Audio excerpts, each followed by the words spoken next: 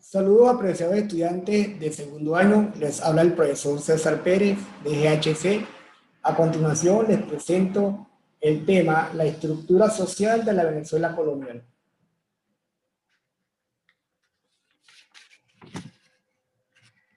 La sociedad colonial era una sociedad mestiza, producto de la mezcla entre diferentes razas que habitaron el continente americano. En esa sociedad, cada grupo o persona tenía su lugar en la sociedad según el color de la piel. Se dividen los blancos en tres subgrupos: los criollos, blancos criollos, los blancos peninsulares y los blancos de orilla. Los blancos criollos era la clase social más pudiente desde el punto de vista económico. Eran los dueños de grandes latifundios como haciendas, plantaciones, hatos, entre otros. Era la clase social más privilegiada de la época en la sociedad, ya que poseían las mejores condiciones económicas y eran los que el privilegio de usar oro, metales preciosos, y eran las grandes universidades e institutos eclesiásticos, asistir a las catedrales, entre otros privilegios que les otorgaba por ser ese tipo de clase social. Los peninsulares gozaban también de igual privilegio que los criollos, pero eran los que controlaban el poder político. Podían también asistir a la iglesia, usar oro, prendas como precioso como el diamante, entre otros. Ellos también gozaron de ese privilegio. Y luego tenemos los blancos de orilla, que era la clase social más desposeída de la época. Eran hijos ilegítimos y por eso se le decían que eran hijos de expósitos, no sabían su descendencia, de dónde venían. Luego tenemos los pardos, que es el grupo social de la mezcla entre varios subgrupos, y lo podemos observar de la siguiente manera. Allí están los mulatos, los zambos, los tercerones,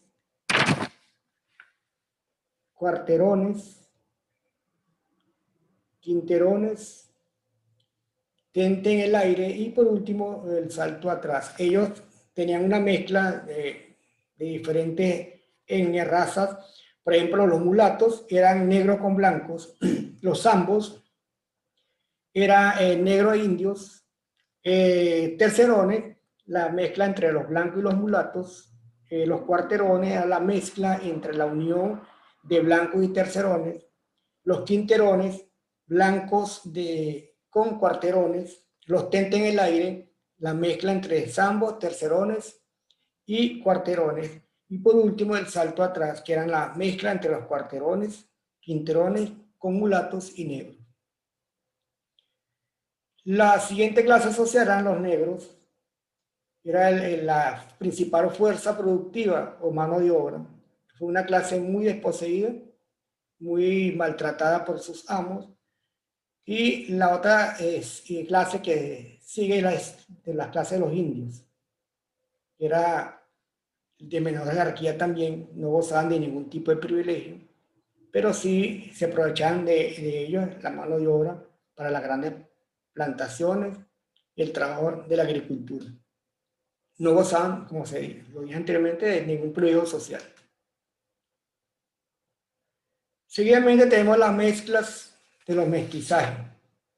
El mestizaje se dio con los mongoloides, que fue los indígenas autóctonos de Venezuela, los caucasoides, los blancos oriundos de España, y por último los negroides, que eran, ya como se dijo anteriormente, eran los africanos quienes fueron sometidos a la esclavitud y al trabajo.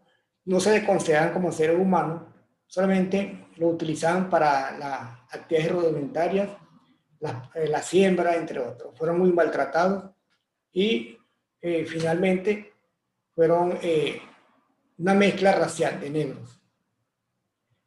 Para finalizar, comparto una reflexión de Marcus Garvey, donde hablan de un pueblo sin el conocimiento de su historia, origen y la cultura es como un árbol sin raíces.